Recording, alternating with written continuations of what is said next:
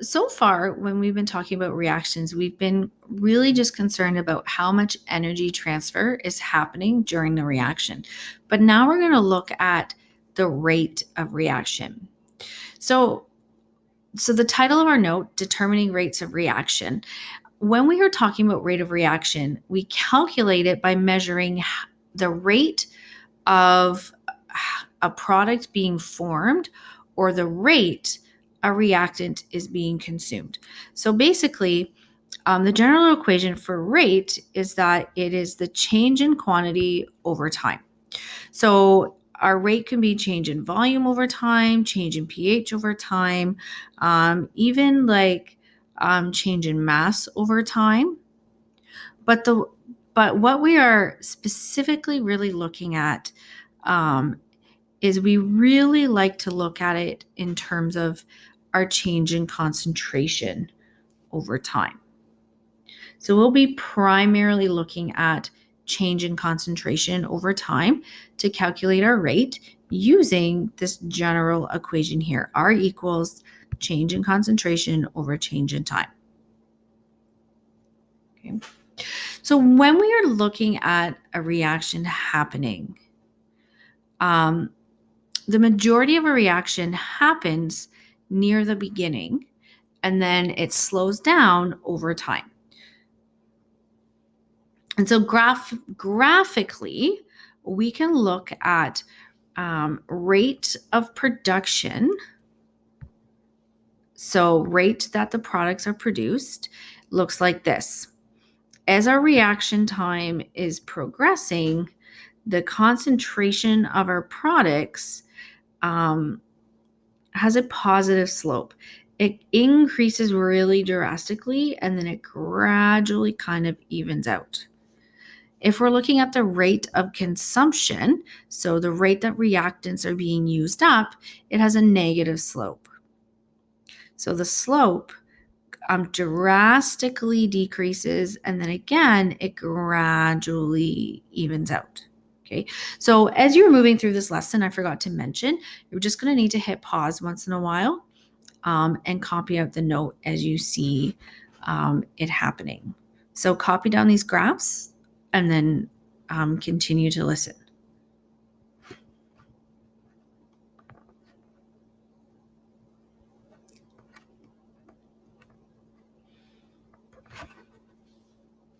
So when we are looking at rate of production, our rate is going to be positive because we have a positive slope. We'll have a positive change in amount of product being made. But when we have a rate of consumption, our rate is negative. So we have to multiply our negative times concentration here over change in time. And this is because our rate is always communicated as a positive number. So we'll look at that in just a minute. But what I want you to notice is that the slope is always greater or steeper in the beginning, which indicates a greater rate of reaction.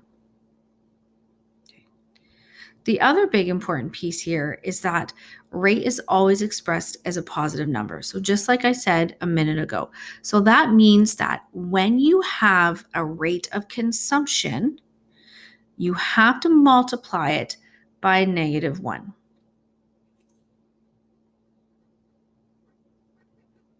So we see that rate here. If it's a rate of change in concentration of product, it can stay because it's a positive.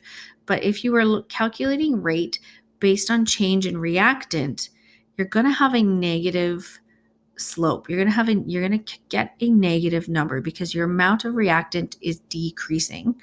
And we divide that by time. So what you have to do is multiply this number by -1 because we always express our rate as a positive number. So copy this down.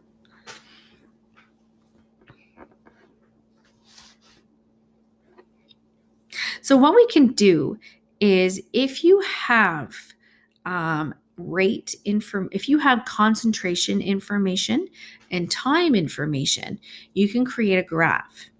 So we're going to pretend that we have some graphical data on a reaction occurring. So our concentration is going to go up the y-axis, and our change in time is going to go across the x-axis. If you have concentration versus time data, you can calculate an average rate of reaction. So this is the speed a reaction occurs over a period of time. So if you want to know, for example, what the rate of a reaction is from between 10 seconds and 40 seconds, what you can do is use a secant and then calculate the slope. So you use a ruler and you draw a secant between the 2 points that you wish to calculate the average rate between, and then you calculate the slope. So make sure you have this down.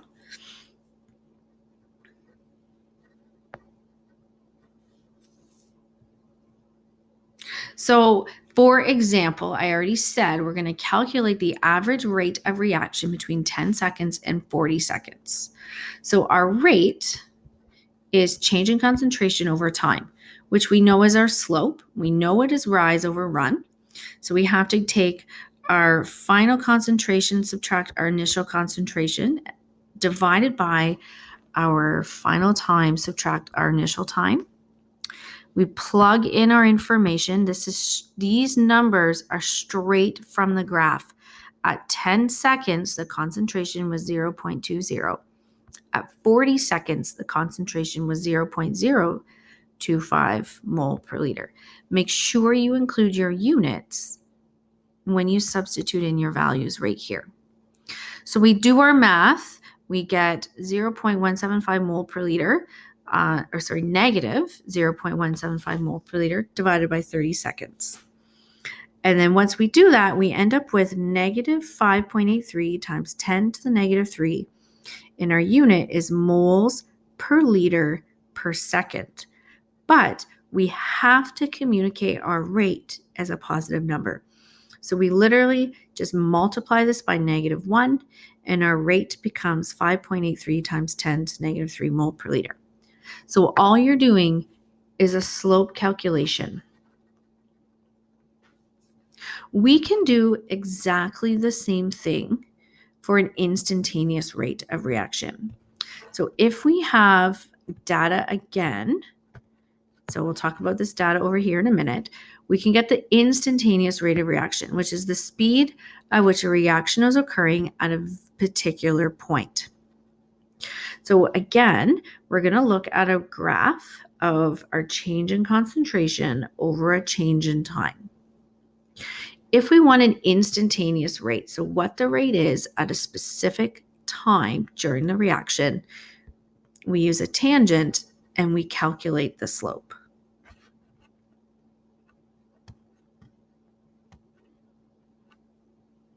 So for example, we want to know what is the rate of reaction at 25 seconds. So you go to 25 seconds on your graph and draw a tangent which has the slope of the line at exactly 25 seconds. You pick 2 points on that graph and use those points. So right here I have 10 and 20 and 40 and 0.4 to calculate slope of the tangent. So again, our rate is going to equal slope, change in concentration over time, CF minus C1, this should say F minus TI, or final and initial. Substitute in your values, do the math, and you get negative 0.0533 mole per liter per second. But again, you have to multiply by a negative because we always communicate our rate as a positive number. And then you're going to want to watch your significant digits. We end up with 5.3 times 10 mole per liter per second, and that is our unit for rate. So make sure we have that down.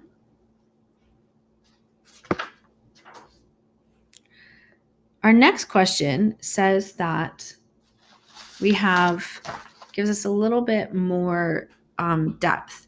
So we have sodium metal reacts with water, which is 600 mils, to produce sodium hydroxide and hydrogen gas. We want to determine the average rate of reaction in moles per liter if 3.1 moles per liter of hydrogen gas was produced in 90 seconds.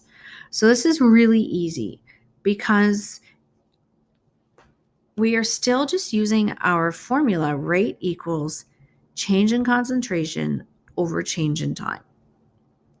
So to get our change, you write out your givens just like you would for a slope problem.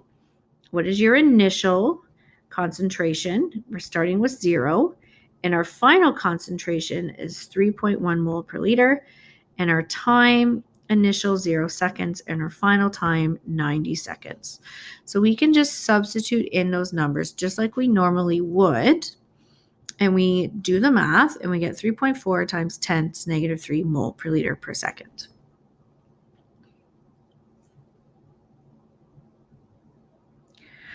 The second part of this problem says, what is the rate if 0.50 grams of sodium is consumed in 30 seconds?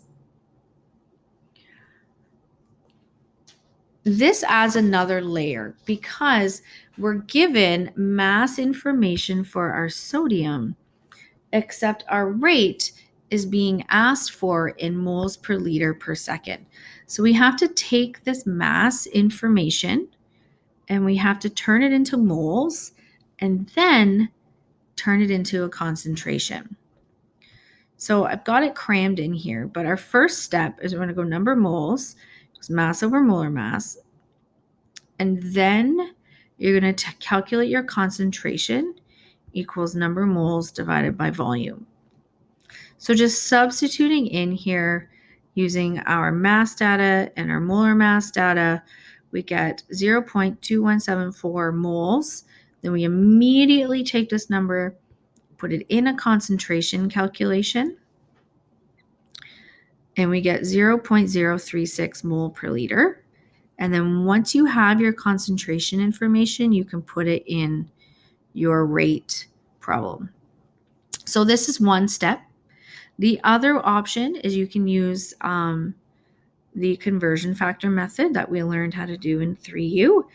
We still get the 0.036 mole per liter, and it can be substituted into our rate. We have our change in time being 30 seconds, so we end up with 0.2 times 10 to negative 3 mole per liter.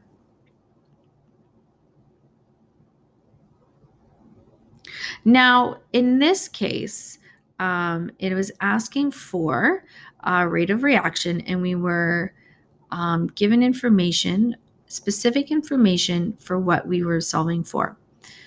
But if you know the rate of consumption of a reactant or the production of a product, you can determine the rate for the other reactants and products using a mole ratio. So for example, we're going to look at this hydrazine, which is N2H4, decomposes into ammonia and nitrogen gas at a rate of 3.10 mole per liter per second. We want to know how fast the hydrazine is being consumed. So what we need to look at is our balanced chemical equation. So we go, our hydrazine decomposes into ammonia and nitrogen gas, and then we're going to balance it. So we end up with 3, 4, and 1. I've just written a 1 in here. It's an invisible 1. You don't need to write it in, but we're using it just to remind us that the 1 really is there. So we have a rate of production of nitrogen gas, but we want a rate of consumption for hydrazine. So we're going to use our mole ratios. We have 3 moles of hydrazine coming from the balanced chemical equation. produces 1 mole of nitrogen coming from the balanced chemical equation. So just like we looked at mole ratios in the past, we are looking for a value that belongs to the hydrazine. We know the rate of production of the nitrogen is 3.10 mole per liter. So we can just turn these into fractions and flip it upside down, which is exactly what I've done here. And then it becomes really straightforward to solve for the X value. So X3 times 3.10 divided by 1 equals 9.3 mole per liter per second. So at the end here, you have to make sure you put your units in place. Another example is asking us for how fast our ammonia can be produced. So again, we just take our mole ratios. Our ratio of ammonia to nitrogen gas is 4:1. So we're looking for rate of ammonia production. We know rate of nitrogen production is 3.10. So we turn it into a fraction and flip it upside down and solve for X. X equals 4 times 3.10 divided by 1. The rate of ammonia production is 12.4 moles per liter.